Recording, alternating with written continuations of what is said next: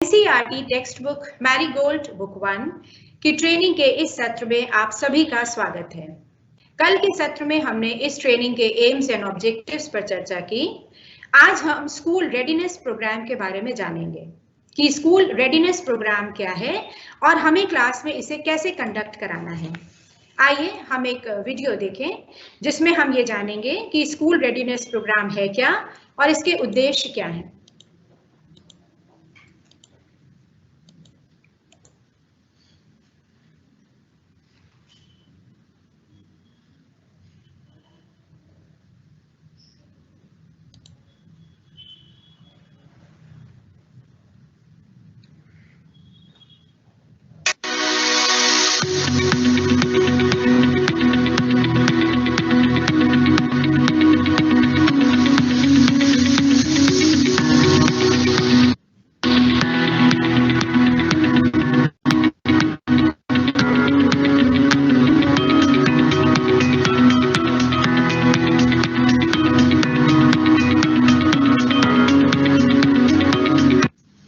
नमस्कार साथियों, आप सभी का स्वागत है।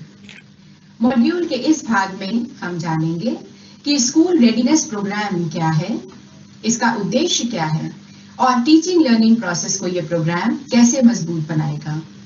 स्कूल रेडीनेस प्रोग्राम, स्कूल के लिए बच्चों को रेडी करना। बच्चों के स्कूल में एनरोलमेंट के बाद फर्स्ट 45 डेज में यह प्रोग्राम चलाया जाएगा। जब बच्चे क्लास 1 में एडमिशन लेते हैं तो वे स्वयं को स्कूल एनवायरनमेंट में सहज महसूस नहीं कर पाते हैं, क्योंकि स्कूल का एनवायरनमेंट घर से बहुत भिन्न होता है। हम बच्चे को स्कूल वातावरण के लिए कैसे रेडी करें, इसी को ध्यान में रखते हुए स्कूल रेडीनेस प्रोग्राम बनाया गया है। आइए अब हम स्कूल रेडीनेस प्रोग्राम के उद्देश्यों को समझें। इस प्रोग्राम का मुख्य उद्देश्य है बच्चे कैसे घर के वातावरण से निकलकर स्कूल के वातावरण में स्वयं को सहज, कंफर्टेबल महसूस कर पाएं। बच्चे घर के माहौल में जितना सहज, सुरक्षित महसूस करते हैं, उतना विद्यालय में भी कर पाएं। जिस आसानी से अपने माता-पिता, अपने बड़ों से अपनी बात कह पाते हैं, अपने भाव व्यक्त कर पाते हैं, उतनी ही सहजता से अपने शिक्षकों को भी अपनी बात कह पाएं और हम भी उन्हें उतना ही प्यार और सुरक्षा दे पाएं जो उन्हें घर में मिलता है। हम एक उदाहरण से इस बात को समझते हैं। जैसे एक किसान किस तरह कितनी मेहनत से भूमि को तैयार करता है जिस पर उसे फसल उगानी होती है। जब उसे लगता है कि अब भूमि बीज डालने को तैयार है, तब वो उसमें बीज डालता है।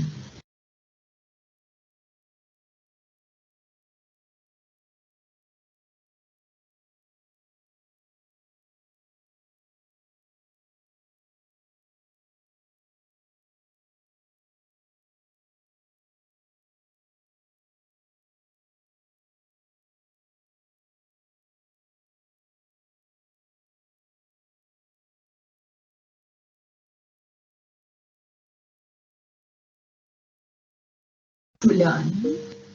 Before we make the children ready to learn, we have to make them ready for school. There are few more objectives of this program, like बच्चों को स्कूल एनवायरनमेंट से परिचित कराना, स्कूल के रूटीन में ढालना, उन्हें भय मुक्त वातावरण प्रोवाइड कराना, पढ़ाई के साथ साथ life skills like good manners, moral values सिखाना, जिससे बच्चों का होलिस्टिक डेवलपमेंट हो सके। बच्चों में स्कूल के लिए इंटरेस्ट और क्यूरियोसिटी पैदा करना। इन्हीं सब उद्देश्यों को ध्यान में रखते हुए स्कूल रेडीनेस प्रोग्राम डिजाइन किया गया है। स्कूल रेडीनेस प्रोग्राम को हम 3 डायमेंशंस में बांट सकते हैं: ready children, ready school and ready families. We'll talk about them one by one. Ready children.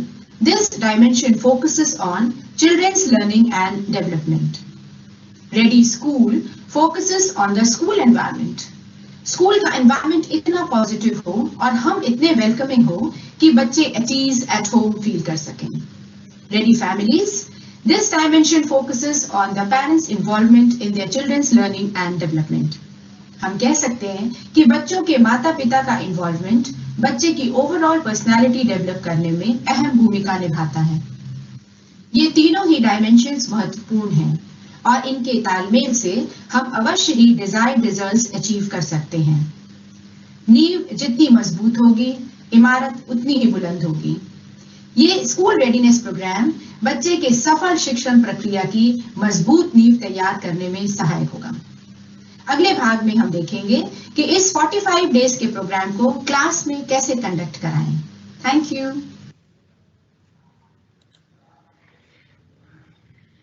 अभी हमने जाना कि स्कूल रेडीनेस प्रोग्राम क्या है और ये प्रोग्राम किस तरह बच्चे के सक्सेसफुल लर्निंग प्रोसेस की मजबूत नींव रखने में सहायक सिद्ध हो सकता है।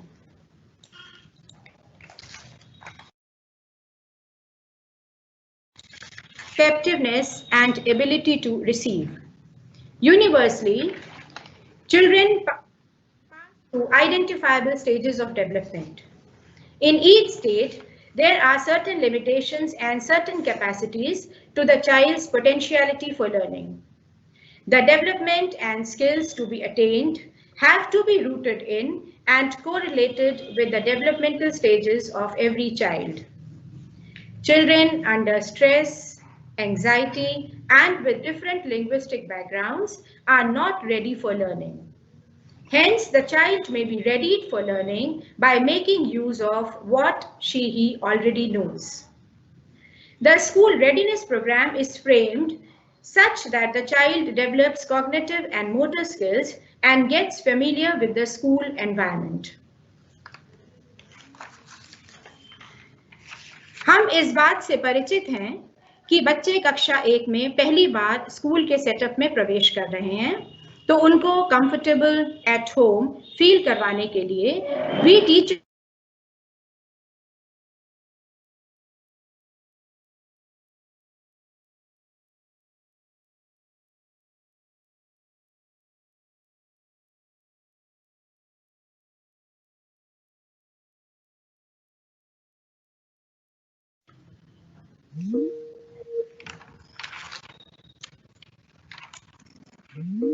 in order to ensure a smooth transition, we have to create something where the child is welcomed, accepted, and respected, and is able to develop awareness of themselves and feel about who they are.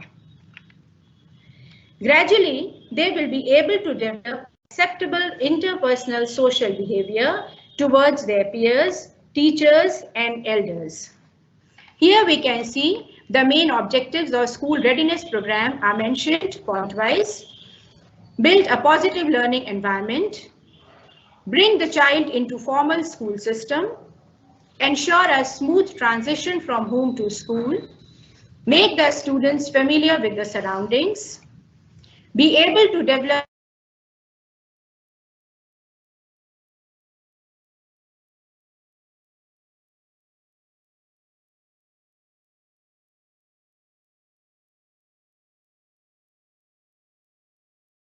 of fondness and belonging.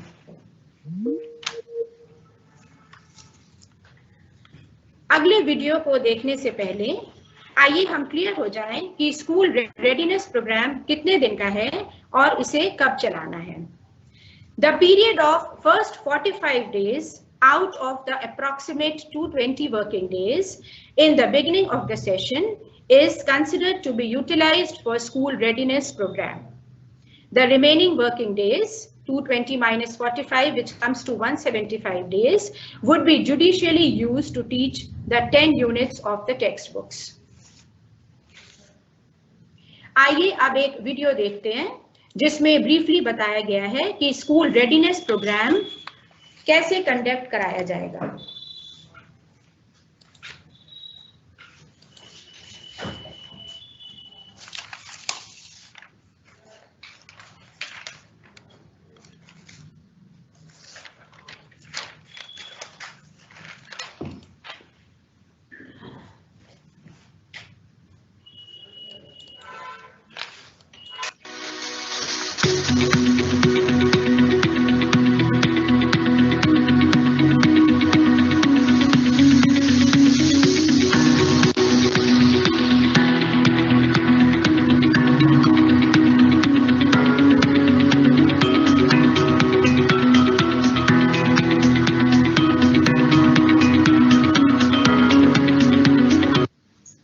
नमस्कार साथियों, school readiness programme के अगले भाग में आपका स्वागत है।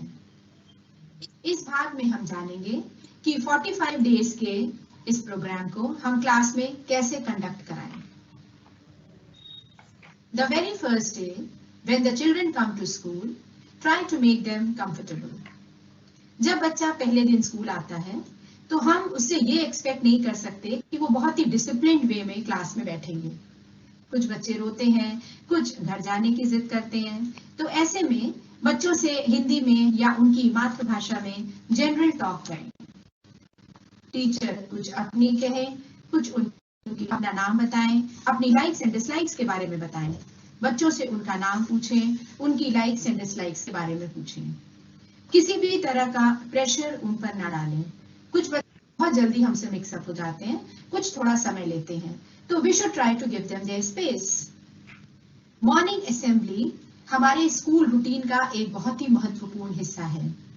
Teacher का प्रयास होना चाहिए कि बच्चों तक ये बात पहुंचे कि प्रार्थना की सभा से ही डे स्टार्ट होता है और हर बच्चे को प्रार्थना सभा में उपस्थित रहना है। यहाँ हम उन्हें गुड मॉर्निंग बोलना, लाइन में सीधे खड़े होना, प्रार्थना मुद्रा में कैसे खड़े होते हैं आदि जैसी छोटी छोटी महत्वपूर्ण बातें सिखाएं। हम प्रयास करें कि हम स्कूल के एनवायरनमेंट को इतना सहज, खुशनुमा बनाएं कि बच्चे को बिल्कुल भी ऐसा ना लगे कि वो किसी चार दीवारी में बंद कर दिया गया है। नेक्स्ट डे बच्चों को स्कूल का भ्रमण कराएं, उन्हें स्कूल का नाम बताएं और सभी रूम्स में ले जाएं, जैसे classrooms, headmasters room, library, toilet, kitchen आदि दिखाएं। भ्रमण करते समय हम ये ध्यान रखें कि हम उन रूम्स के बारे में बच्चों को बताते रहें, उनसे बातचीत करते रहें, इससे बच्चे थोड़ा आपसे और खुल सकेंगे। इस बातचीत का उद्देश्य है कि बच्चे निडर होकर हमसे अपनी बात कह सकें। Work well begun is half done. अगर हमने स्टार्टिंग से ही बच्चों के मन से स्कूल का डर हटा दिया, तो समझिए कि हमारी शुरुआत बहुत अच्छी हो गई। स्कूल विजिट के बाद बच्चों से कुछ सिंपल जनरल क्वेश्चंस पूछें। फॉर एग्जाम्पल, आपको अपना विद्यालय कैसा लगा? कौन सा रूम सबसे अच्छा लगा और क्यों? खाना कहाँ बनता है? यहाँ जब बच्चे जवाब दें, तो उसके बाद हम उनको किचन वर्ड से इंट्रोड्यूस करा सकते हैं कि रसोई घर को इंग्लिश में किचन कहते हैं। थर्ड डे हम एक ओरिएंटेशन प्रोग्राम ऑर्गेनाइज करें, जिसमें हम बच्चों के माता पिता को बुलाएं। हमारे बच्चे अलग अलग बैकग्राउंड से आते हैं और हमें इससे अवगत होना बहुत आवश्यक है। हम उनके माता पिता से स्कूल रूटीन के बारे में चर्चा करें। रेगुलरिटी एंड पंक्चुअलिटी का हमारे जीवन में कितना महत्व है, इस बात पर हम उनसे जरूर डिस्कस करें। उन्हें बताएं कि उन्हें बच्चों को स्कूल रेगुलरली भेजना कितना आवश्यक है। छोटी से छोटी बात कई बार बहुत प्रभाव डाल जाती है, इसलिए बच्चों के माता पिता से हर छोटी से छोटी बात डिस्कस करें।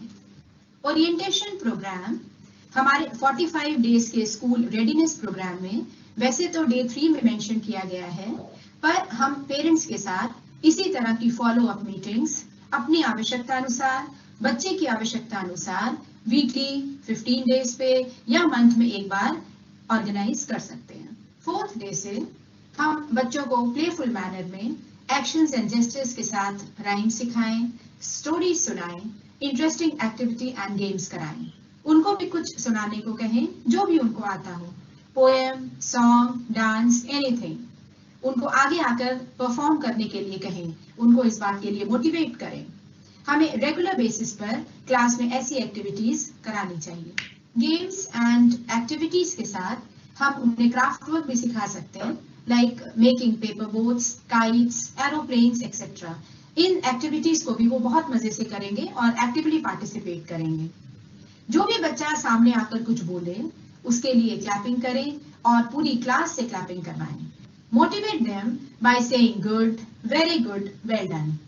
Though he may not know the meaning of these words initially, पर जिस कॉन्टेक्स्ट में हम इन वर्ड्स को यूज करते हैं, बच्चे उससे उसका मीनिंग डिराइव कर लेते हैं और इस तरह बच्चों की वोकैबुलरी ग्रेजुअली बिल्ड होती जाती है। The objective of day 6 and 7 is to teach the children about cleanliness and good habits. बच्चे टीचर्स को अपना रोल मॉडल मानते हैं, इसलिए हमें अपनी एक्टिविटीज पर बहुत ध्यान देना चाहिए।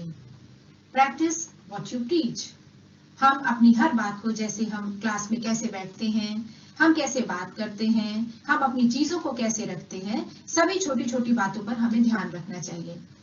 बच्चों में क्लीनलीनेस सिखाने के लिए, क्लीनलीनेस की हैबिट डालने के लिए हमें स्वयं भी हैबिट प्रैक्टिस करना होगा। हम अपनी क्लास को ऑर्गेनाइज्ड रखें, वेस्ट इधर उधर नहीं फेंकें, डस्टबिन का यूज करें, अपनी टेबल सेट एंड ऑर्गेनाइज्ड रखें, हमारे रजिस्टर्स कवर रहें, हम प्रॉपर्ली ड्रेसअप होकर जाएं। इन सारे कॉन्टेक्स्ट में हम क्लीनलीनेस से बच्चों का परिचय करा सकते हैं। क्लीनलीनेस के कॉन्टेक्स्ट में हम बच्चों को सिखाएं कि खाना खाने से पहले और बाद में सोप से हैंड वॉश करें, रोज नहाएं, 2 बार ब्रश करें और ऐसी कई छोटी छोटी पर महत्वपूर्ण बातें बच्चों को सिखाएं। डे 8 का ऑब्जेक्टिव बच्चों को मैजिक वर्ड सिखाना है। हम क्लास में magic words like please, sorry, thank you को कई बार यूज करें। प्लीज कह के ही बच्चे से कुछ मांगें और वो जब आपको दे तो थैंक यू अवश्य बोले। इसके साथ ही sentences like may I go to drink water, may I go to toilet, may I come in को क्लास में कई बार रिपीट कराकर बच्चों की हैबिट में ले आए। फॉर एग्जाम्पल, डे 12 में हमें बच्चों को टाइप्स ऑफ हाउसेस सिखाने हैं, जिनके बारे में यूनिट 1 की स्टोरी 3 लिटिल पिग्स में बच्चे पढ़ेंगे। हम उन्हें different types of houses flash cards, charts या ब्लैक बोर्ड पर ड्रॉ करके सिखा सकते हैं। और भी अच्छा हो कि हम बच्चों को स्कूल भ्रमण की तरह उनके गांव का भ्रमण कराएं। हम उनको सभी तरह के घर दिखाएं, उनके बारे में बताएं, क्योंकि बच्चे जो देखते और सुनते हैं वो अधिक समय तक रिटेन कर पाते हैं। इसी तरह हम इस रेडीनेस प्रोग्राम में names of family members, birds, animals, trees, body parts, colors, shapes, seasons बच्चों को अलग अलग तरह के TLMs यूज करके सिखाएं। इससे जब बच्चे टेक्स्ट बुक के different prose and poetry lessons पढ़ेंगे तो इन चीजों से वो पहले से ही परिचित होंगे। इससे वो आसानी से कंटेंट को समझ पाएंगे। डे 19 से हम बच्चों को अल्फाबेट रिकॉग्निशन कराना स्टार्ट करेंगे। इसके लिए हम कुछ बातों को ध्यान में रखेंगे, जैसे एक दिन में एक ही लेटर सिखाएं और उस लेटर से 4 या 5 ऑब्जेक्ट्स के नेम बताएं। इनकी प्रैक्टिस के लिए ड्रिल मेथड से कई बार रिपीटिशन कराएं। नया लेटर इंट्रोड्यूस करने से पहले सिखाए गए लेटर्स का रिकैप कराएं। हम इस स्टेज पर जो भी बच्चों को सिखाएं, हम 3 R's का ध्यान रखें, which means recapitulation, repetition and revision। जो भी हम इन बच्चों को सिखाएं, समय समय पर उसका रिपीटिशन जरूर कराएं। रिपीटिशन से बच्चे टर्म्स एंड कॉन्सेप्ट्स को रिटेन कर पाएंगे। जैसे कि हम जानते हैं कि नींव जितनी मजबूत होगी, इमारत उतनी ही बुलंद होगी। टीचिंग लर्निंग प्रोसेस की सफलता इस बात पर निर्भर करती है कि हमने स्कूल रेडीनेस प्रोग्राम कितनी एफिशिएंटली कैरी आउट किया है और किस लेवल तक इसके ऑब्जेक्टिव्स अटेन किए हैं। Thank you.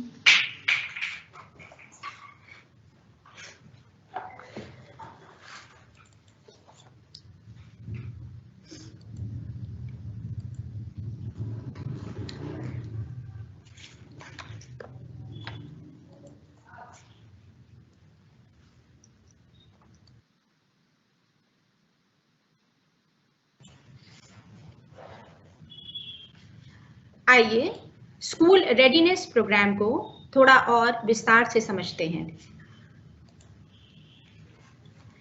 डे 1 का हमारा उद्देश्य होगा सेल्फ इंट्रोडक्शन। जैसे कि हमने डिस्कस किया कि पहले दिन बच्चे बहुत सिस्टमैटिक वे में क्लास में नहीं बैठेंगे और ना ही हम उनसे ये एक्सपेक्ट कर सकते हैं। तो हम उनको थोड़ा कंफर्टेबल एट ईज फील करवाएं और मॉर्निंग असेंबली में हम बच्चों को अच्छी तरह उनका ग्रीटली उनको वेलकम करें, गुड मॉर्निंग हेलो कह के बच्चों को ग्रीट करें।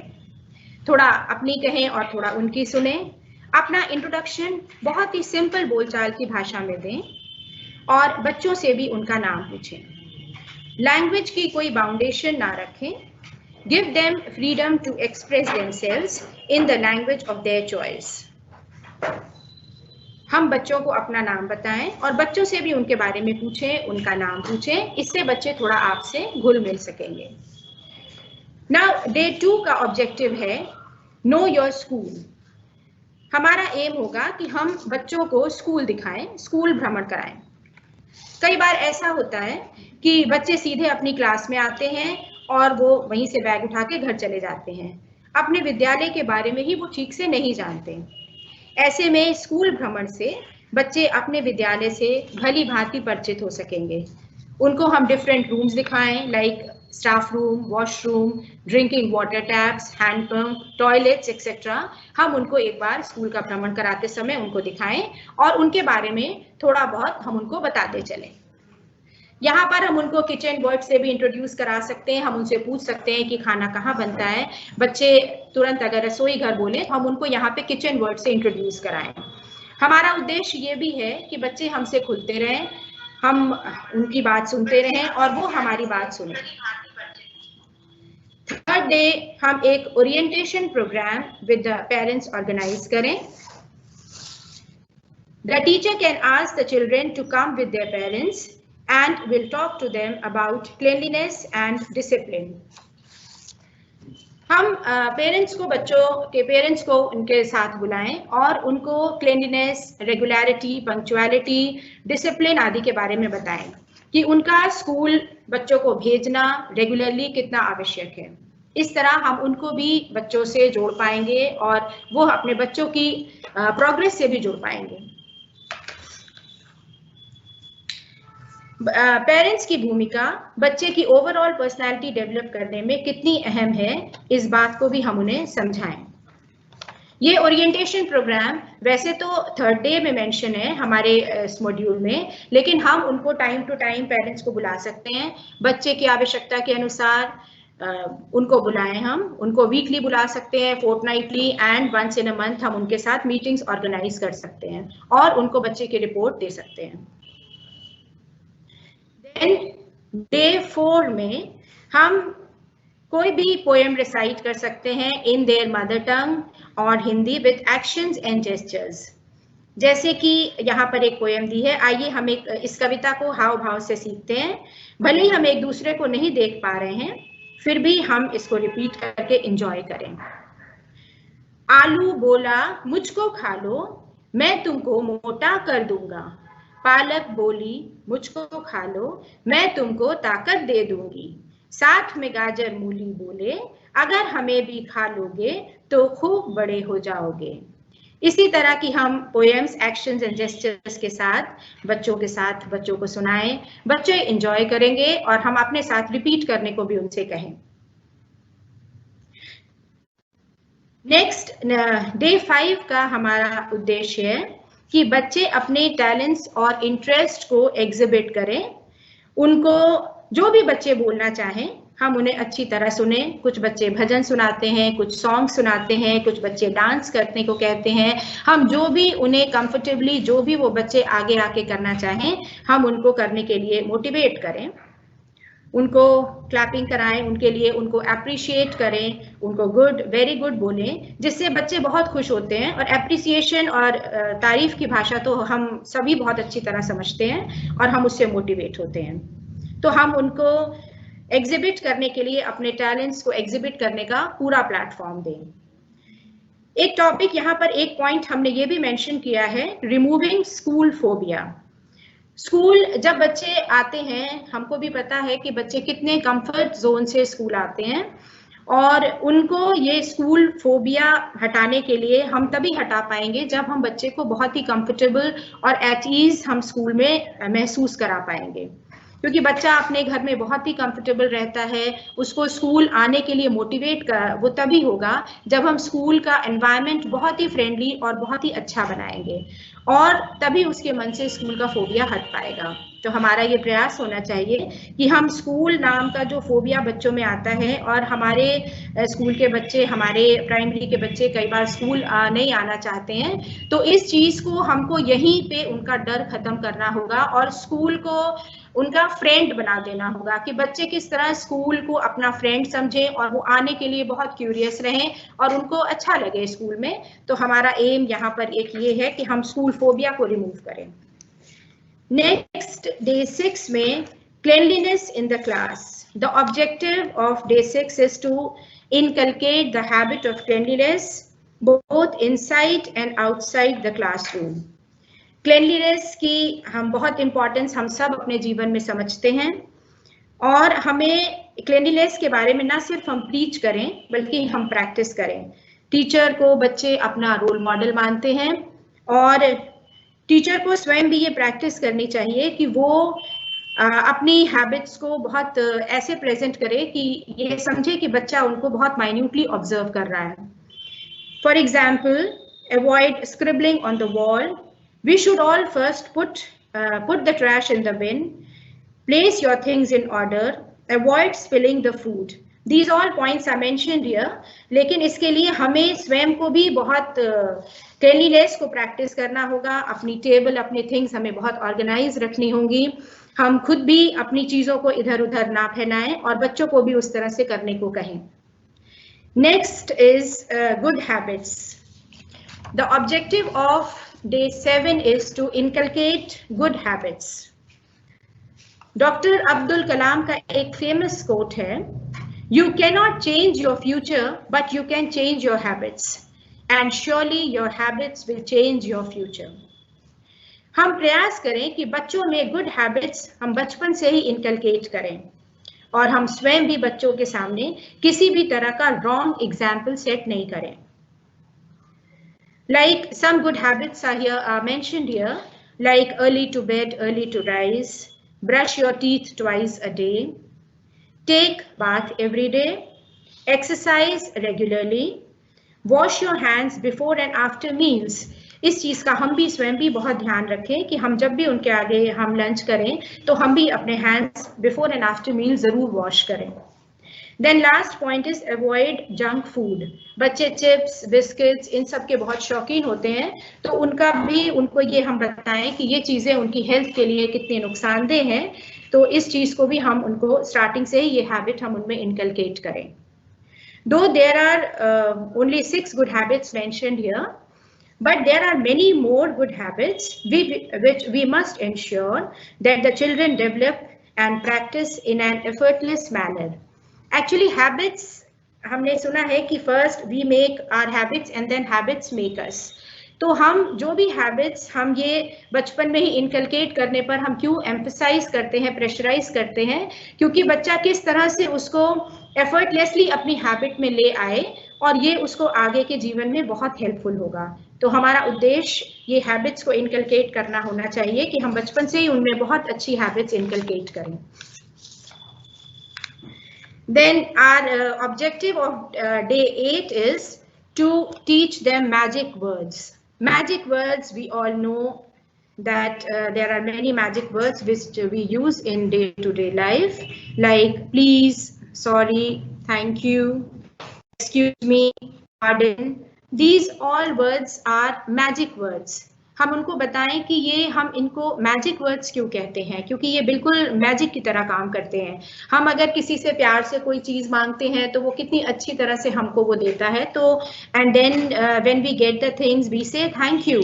सो ये छोटी छोटी चीज़ें हैं, मैजिक वर्ड्स हैं, तो हम जितना भी क्लास में इनका प्रैक्टिस करेंगे, हम स्वयं भी बोलें, हमको बार बार ये चीज़ ध्यान रखनी होगी कि हम उनके रोल मॉडल हैं।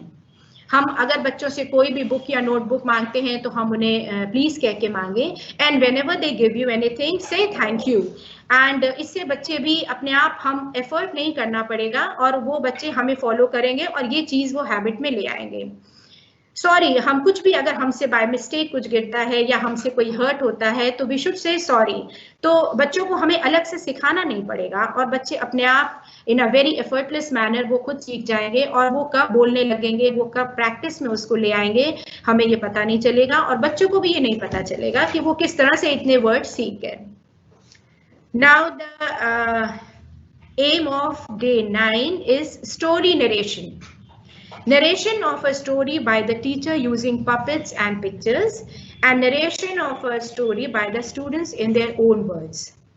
हम यहाँ पर कोई भी interesting story like the hare and the tortoise, the lion and the mouse, the thirsty crow, इस तरह की हम कई छोटी interesting stories उनको सुना सकते हैं। उनको पिक्चर्स के साथ हम इन स्टोरीज को सुनाएं एंड बच्चों को भी अगर हम बहुत मजे से सुनाएंगे तो बच्चों को भी बहुत मजा आएगा सुनने में। एंड स्टोरी को सुनाने के बाद हम उनसे कुछ जनरल क्वेश्चन जरूर पूछें। फॉर एग्जाम्पल, स्टोरी कैसी लगी, आपको क्या चीज अच्छी लगी, क्या कैरेक्टर उसमें अच्छा लगा, और last and the very important question is कि हमने स्टोरी से क्या सीखा, the moral of the story, कि whatever we narrate or whichever story we narrate, हम उस moral, उस message को जरूर focus करें और उस पे emphasize करें कि हमने ये जो story सुनी इसमें हमने क्या सीखा, क्या कैरेक्टर हमें अच्छा लगा और क्यों लगा। तो इन छोटे डिस्कशन से बच्चों को उसका मॉरल पे, उसके थीम पे हम बच्चों का फोकस अट्रैक्ट कर पाएंगे। और कुछ डेज के बाद हम इस स्टोरी को जब रिपीट कराएंगे तो हम उसको इस स्टोरी का रोल प्ले करा सकते हैं और बच्चों को उन कैरेक्टर्स को प्ले करने को अगर हम कहेंगे तो वो एक तरह से स्टोरी का रिविजन एंड रेपिटेशन भी होगा और बच्चे स्टोरी को एंजॉय करेंगे and they will never forget the story. तो सिमिलरली हम उनको कई स्टोरी सुना के उनका मॉरल और मैसेज उनको जरूर उनका फोकस उस पर अट्रैक्ट करें। Then our aim of day 10 is teach them colors. Colors बच्चों को बहुत अट्रैक्ट करेंगे और यहाँ पे हमारा ऑब्जेक्टिव है to introduce 4 primary colors, red, yellow, green and blue. इनको जो भी हमारे क्लासरूम्स में ऑब्जेक्ट्स हैं या सराउंडिंग्स में हमारे रियल ऑब्जेक्ट्स हैं उनको दिखाकर हम डिफरेंट कलर्स सिखाएं। फॉर एग्जाम्पल, अगर हमको रेड कलर बताना है तो जितने भी रेड कलर के ऑब्जेक्ट्स हैं, फॉर एग्जाम्पल टोमेटोज वो अपने घर में देखते हैं, apple we can show them apple, और रेड फ्लावर हम बाहर से ला सकते हैं। तो ये सारी चीजें जो हम उनको रियल ऑब्जेक्ट से दिखा सकते हैं and then we can come to the objects which they see in the classroom. Suppose if anybody is wearing any red dress या किसी का रेड पेंसिल बॉक्स है या रेड यूनिफॉर्म है या रेड ड्रेस है, रेड कोई पेंसिल है, रेड पेंसिल बॉक्स है, red tiffin if they have brought. So उस तरह से हमारा ये फोकस होना चाहिए कि हम अगर रेड कलर सिर्फ उसी ऑब्जेक्ट से नहीं सिखाएं जो कि वो जानते हैं। For example, red tomato they know, red apple also they know, they must have seen and eaten. So उसको हम दिखाएं और जो भी बाकी रेड कलर के ऑब्जेक्ट्स हैं उस पर हम जरूर उनको फोकस कराएं कि ये भी रेड कलर है। Similarly we can teach them other colours like yellow, हम उनको लेमन दिखा सकते हैं, हम उनको और भी वेजिटेबल्स दिखा सकते हैं, और भी जो भी येलो कलर का ऑब्जेक्ट्स हमारे इनसाइड एंड आउटसाइड क्लासरूम है हम वो दिखा के उनको येलो कलर से परिचित करा सकते हैं। Then if we have to teach the green colour, सबसे अच्छा एग्जाम्पल है कि हम उनको बाहर ले जाएं, ट्रीज एंड प्लांट्स दिखाएं, और भी जो ग्रीन वेजिटेबल्स हैं जो किचन में हमारे एमडीएम बनता है, जो भी ग्रीन वेजिटेबल्स हैं हम उससे जरूर उनको, पीस है लाइक आजकल सीजन पीस का है तो we can show them peas, so they will be able to relate the colors with the objects and उनको ये अच्छी तरह से समझ में आएगा। And then the blue color के भी जो भी objects हैं like blue sky, इसको हम बहुत अच्छी तरह बच्चों को दिखा के इस कलर से परिचित करा सकते हैं। Then the day 11, the objective is how to teach them tracing. So we have to help the children to hold the pencil properly to trace the curves. Like देखिए इसमें curves examples दिए हुए हैं curves के। इस तरह के हम कई पैटर्न्स की वर्कशीट्स बनाकर बच्चों को दे सकते हैं और बच्चे इस पर ट्रेस करके प्रैक्टिस कर सकते हैं। Then the day 12 objective of day 12 is telling about houses made of straw, wood and bricks. एक बात का हमको यहाँ ध्यान रखना होगा कि इस 45 डेज के स्कूल रेडीनेस प्रोग्राम में हम न केवल बच्चों को स्कूल के लिए रेडी कर रहे हैं बल्कि एक्सीडेंटली उनको टेक्स्ट बुक मैरीगोल्ड 1 के लिए भी तैयार कर रहे हैं. फॉर एग्जाम्पल यूनिट 1 में first prose lesson is 3 little pigs. The story is about 3 little pigs named Sonu, Monu and Gonu who live in 3 different types of houses. तो हमने ये अपने वीडियो में भी बताया कि जैसे हम बच्चों को स्कूल भ्रमण कराते हैं, सिमिलरली हम इन टाइप्स ऑफ हाउसेस को दिखाने के लिए उनको गांव का भ्रमण कराएं. वो जरूर houses, different types of houses को देखेंगे और उनसे वो रिलेट कर पाएंगे. Like different types of houses के लिए हम फ्लैश कार्ड्स उनको शो कर सकते हैं. डिफरेंट मटीरियल से हम उनको एक आप कह सकते हैं कि हम उनको ड्रॉ करके दिखा सकते हैं. हम उनको डिफरेंट शीट्स पे ड्रॉ करके उनको वुड्स और स्ट्रॉ एंड ब्रिक्स के छोटे छोटे टुकड़े रखने को कह सकते हैं. और जब बच्चे ये टेक्स्ट पढ़ेंगे, when they read this lesson, तो ये टाइप्स ऑफ हाउसेस से वे इजीली रिलेट कर पाएंगे कि उन्होंने रेडीनेस प्रोग्राम में इनके बारे में पढ़ा है. ठीक इसी तरह से आगे के डेज में भी जो भी टॉपिक्स हमने कवर किए हैं वो टेक्स्ट बुक से ही सेलेक्ट किए गए हैं. तो हमारा उद्देश्य खाली उनको टॉपिक्स रैंडमली नहीं सेलेक्ट किए गए हैं. These are selected according to the books mentioned in their text book. So इन चीज का हम ध्यान रखें. Then comes lesson topic 13th day. The topic is my family.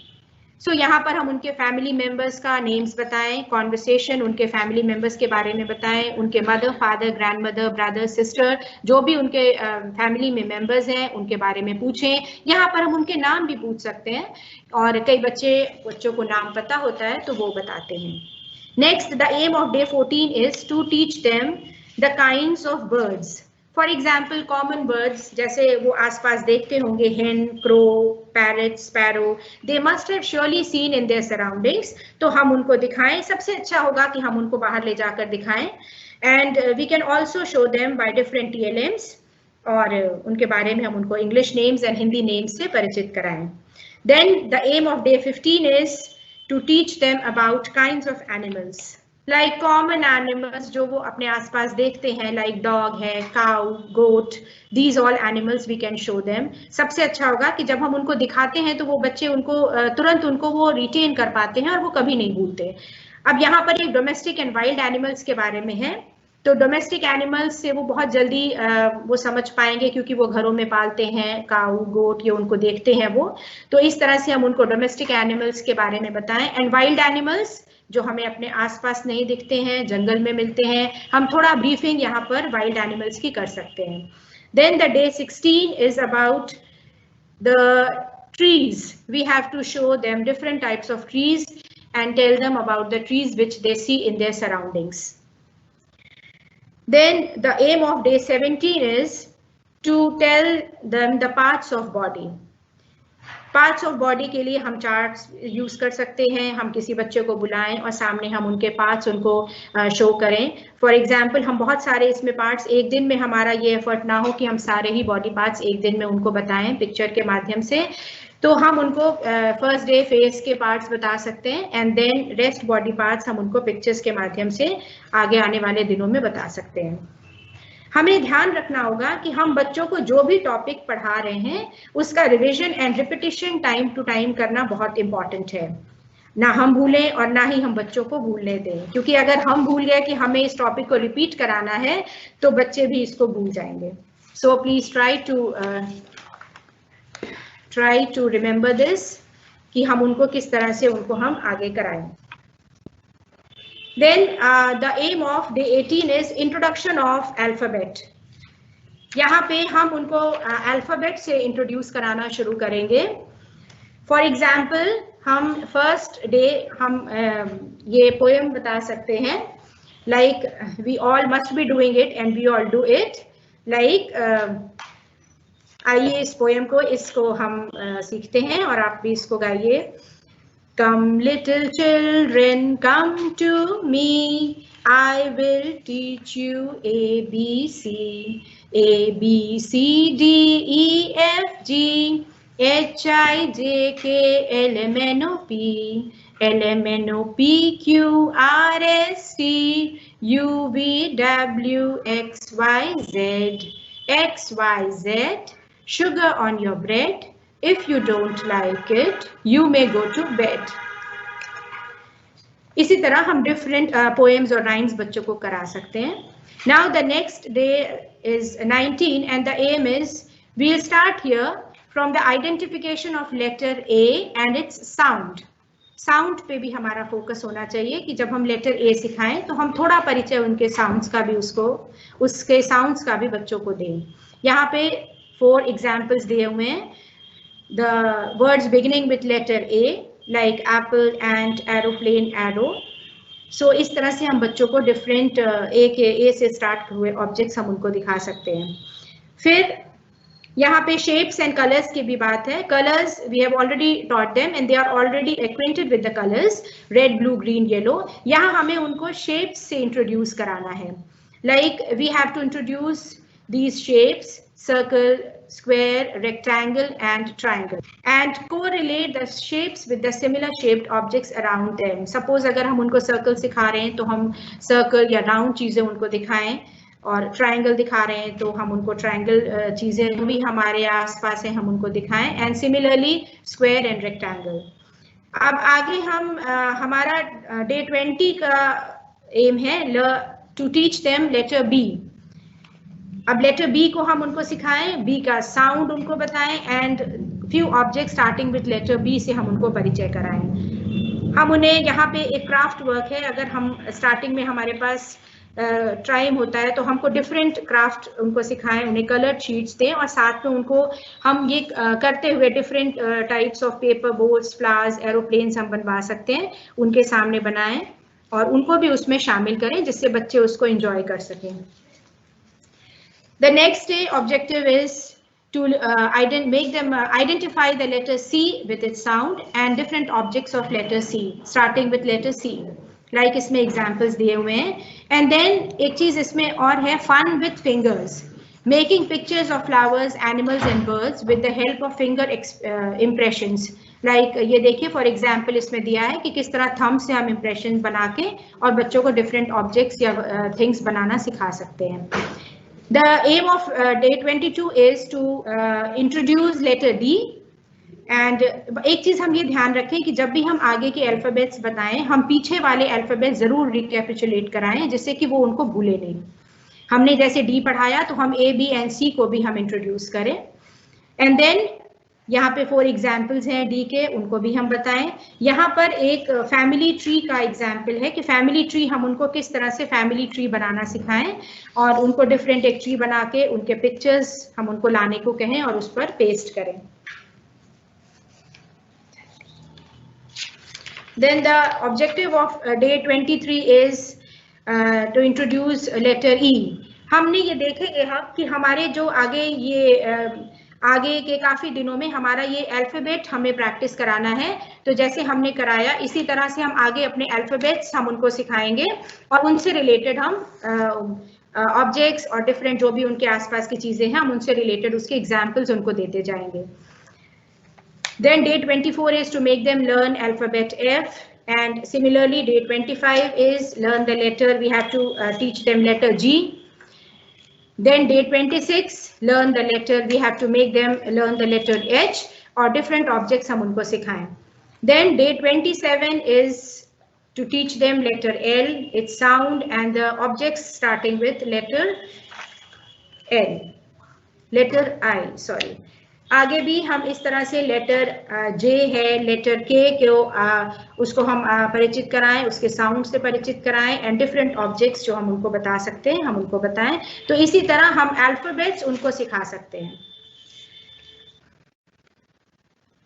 Then आगे हमारे डेज में ये हमारे मॉड्यूल में मेंशन्ड है कि डे 29 में लेटर K, डे 30 में आगे L है, फिर then M, then day 22 is N, day 33 O.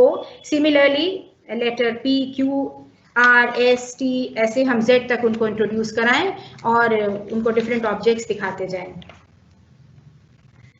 Last days में हमने आइडेंटिफिकेशन ऑफ लेटर्स हमने सब करा दिया, उनका हम प्रैक्टिस कराएं and then we can give them worksheets for practising for the letters A to Z. Last day हम बच्चों के पेरेंट्स को बुलाएं for the exhibition and presentation. जो भी बच्चों ने 45 डेज के स्कूल रेडीनेस प्रोग्राम में सीखा है उसे डिफरेंट वेज में दिखाएं. पोएम्स के फॉर्म में बच्चों द्वारा कलर की गई पिक्चर्स, जो भी बच्चों ने कलर की हैं पिक्चर्स, जो भी स्टोरी सीखी हैं, जो भी पोएम सीखी हैं, वो बच्चों को अपने पेरेंट्स के आगे प्रेजेंट करने के लिए बोलें और जो भी उन्हें याद हो वो सुनाएं. इससे पेरेंट्स भी उनसे जुड़ पाएंगे और हम पेरेंट्स को भी बच्चों की लर्निंग में एक्टिवली पार्टिसिपेट करने का अवसर प्रदान करेंगे जिससे बच्चे प्रेरित होंगे. I hope that through this session we have understood what School Readiness Program is, its objectives, and how to conduct this program to make learning a pleasant experience for children.